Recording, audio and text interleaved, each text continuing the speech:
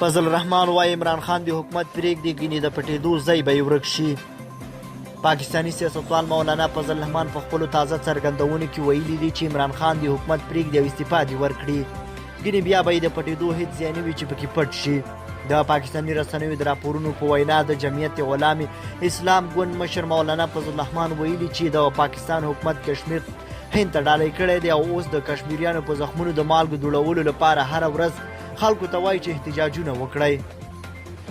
هغه همداره زیاته کړې چې د اسلام آباد تړلو پریکړه مو وروستۍ پریکړه ده او په هیڅ حالات کې به د حکومت پر ضد د احتجاج نه شاته نه شو. هغه وویل چې په اسلام آباد کې د احتجاجي ناستې ټولې تیارۍ به زموږ د ګوند بېلابېلې کمیټې وکړي. مولانا فضل الرحمن وویل چې د ګوند له ټولو خلکو سره په اړیکه کې دی.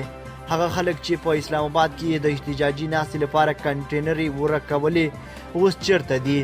عمران خان دې ژر استعفا ورکړي او حکومت دې پرېږدي، ګینې که موږ اسلام آباد وتړلو بیا به هیڅ چیرته د پټېدو ځای نه وي. نوموړي همداره زیاته کړې چې عمران خان د خپلو خلکو د نازولو لپاره د هغو 300 ارب روپیو پورونه به وبخل او اوس د ولس د دوکه کولو لپاره د دغه پریکړې د بیرته اخیستو ژمنه کوي. هغه وویل چې ولس د حکومت له اصلیت نه دی خبر او په لکونو کسان به د اکتوبر په میاشت کې راووځي او د یهودانو دا جاسوس به له پاکستان څخه شړي.